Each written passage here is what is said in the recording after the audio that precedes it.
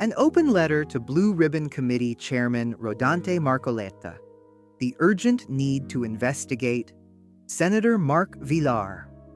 Dear Senator Marcoleta, I write to you as someone who has been closely watching the mounting evidence of corruption in our nation's flood control projects. Projects that have cost Filipino taxpayers hundreds of billions of pesos, while leaving communities more vulnerable to flooding than ever before. As you lead the Blue Ribbon Committee's investigation into these anomalous infrastructure projects, I urge you to confront a glaring conflict of interest that undermines the very integrity of these proceedings. Senator Mark Villar sits as both investigator and potential subject of investigation. The inherent conflict of interest. Senator Mark Villar served as Secretary of the Department of Public Works and Highways, DPWH, from 2016 to 2021, overseeing the very flood control projects now under scrutiny. During his tenure, controversial budget insertions totaling 75 billion pesos were discovered in the DPWH budget. Insertions that Secretary Villar himself admitted he had no knowledge of when they appeared in the National Expenditure Program. This lack of oversight alone raises serious questions about his leadership of the agency during a period when corruption allegedly flourished. Now, as a member of your Blue Ribbon Committee, Senator Villar finds himself in the extraordinary position of investigating the very department he once led. This is not merely inappropriate, it is a fundamental violation of basic principles of accountability and justice. How can we expect an impartial investigation when one of the key figures who should be answering questions is instead asking them? The pattern of corruption under Villar's watch. The evidence of systemic corruption during Senator Villar's tenure as DPWH Secretary is overwhelming.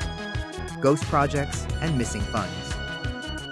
Recent revelations have exposed that billions allocated for flood control projects have vanished, with many projects existing only on paper.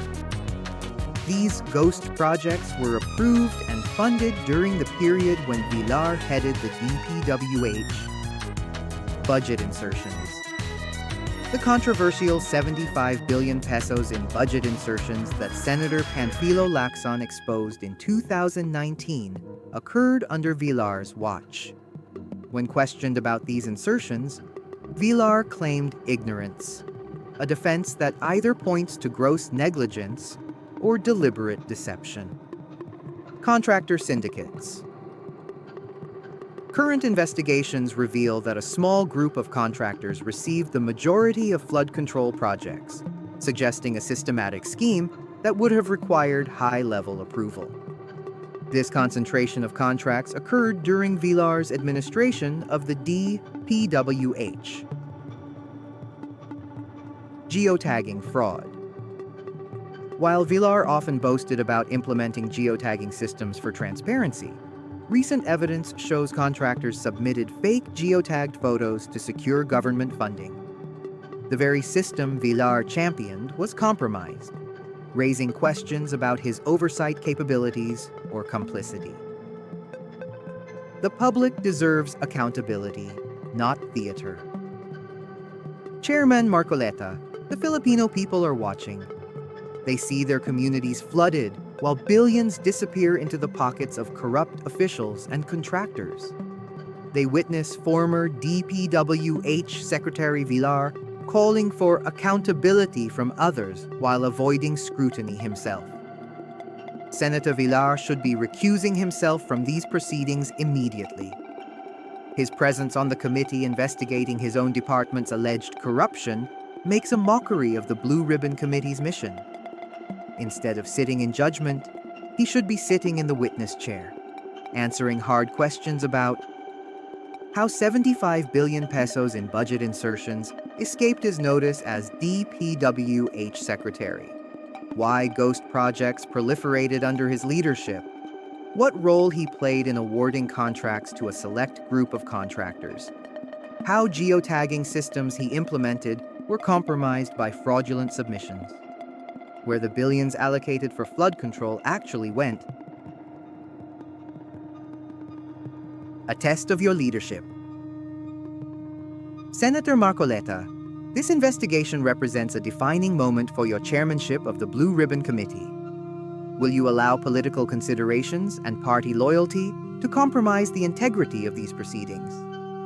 Or will you demonstrate the courage and independence that the Filipino people desperately need from their leaders? The rules of the Blue Ribbon Committee itself provide mechanisms to address conflicts of interest. I call upon you to exercise your authority as chairman to ensure that those with potential conflicts recuse themselves from these proceedings. The committee's jurisdiction extends to investigating malfeasance, misfeasance, and nonfeasance in office by officers and employees of the government. This clearly encompasses Senator Villar's tenure as DPWH Secretary. The moral imperative. Every day that Senator Villar remains on this committee, while avoiding accountability for his role in the DPWH corruption scandal, is another day that justice is denied to flood victims across the Philippines. Communities in Metro Manila, Bulacan, and countless other areas continue to suffer from inadequate flood control infrastructure, while billions allocated for their protection vanish into thin air. The Filipino people deserve better than this charade. They deserve a thorough, impartial investigation led by those without conflicts of interest. They deserve accountability from those who failed in their duty to protect public funds and public safety. Chairman Marcoleta, I urge you to act with the courage and integrity that your position demands. Remove Senator Villar from these proceedings and ensure he faces the same scrutiny as any other former government official accused of corruption. The credibility of the Senate, the effectiveness of your committee, and the trust of the Filipino people hang in the balance. The ghost of every failed flood control project, the weight of every peso stolen from the public treasury, and the tears of every flood victim demand nothing less than complete and impartial accountability. Respectfully submitted in the hope of genuine reform and justice.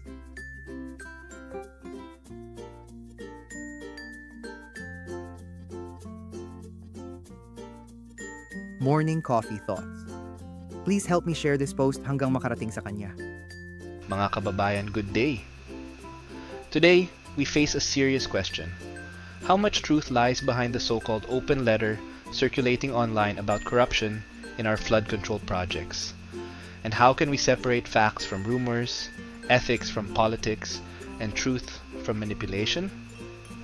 Let us examine carefully, guided by verified data and professional ethics. First, the letter claims to be written by Jose Ping de Jesus, former Secretary of Public Works and Highways under President Cory Aquino.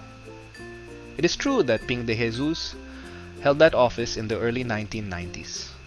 However, as of now, there is no official confirmation that he wrote this letter.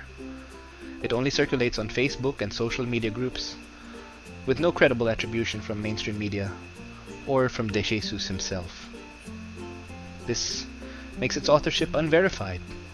Second, let us turn to the facts that are real and under investigation.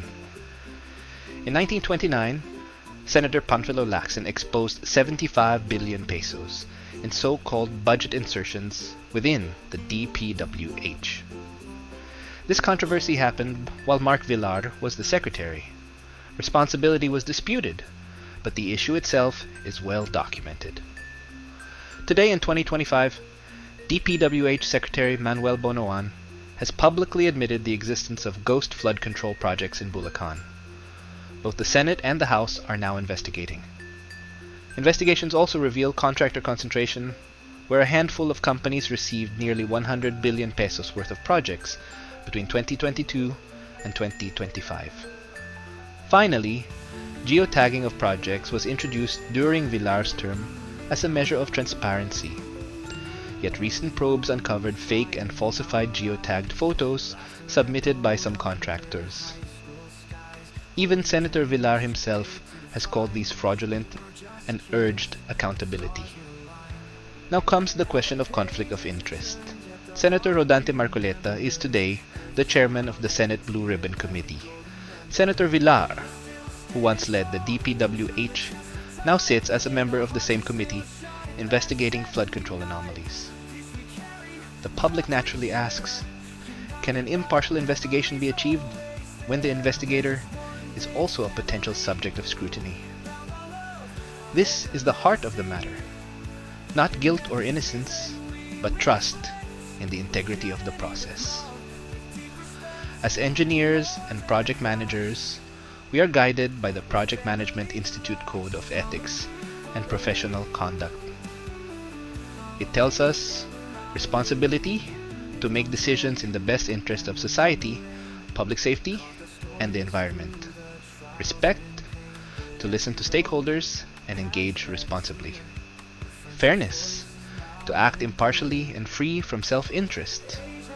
Honesty to reject any action designed to deceive others. In a time when corruption threatens public trust, these principles are not abstract. They are lifelines for good governance. Every peso stolen from flood control projects is not just money lost. It is a house submerged, a child displaced, a community betrayed. The impact of corruption is not technical, it is human. Ghost projects mean flooded barangays. Fraudulent geotagging means evacuation centers left unbuilt. Budget anomalies mean wasted opportunities for true development. Corruption is not just inefficiency, it is injustice. Mga kababayan, this moment demands truth based on facts, not rumors. The Senate must ensure impartial hearings. The DPWH must cleanse its ranks. And we, the Filipino people, must hold leaders accountable with vigilance and courage. The fight against corruption is not just for politicians or contractors. It is for every family that deserves safety from floods, every community that longs for transparency, and every citizen who dreams of a government worthy of trust. Let us anchor our demand for justice not on social media noise, but on verifiable truth, professional ethics, and civic duty. The Filipino deserves flood control projects that protect lives, not line pockets. The time for accountability is now. This is the truth. This is the call. Let us stand for transparency, justice, and integrity in our nation.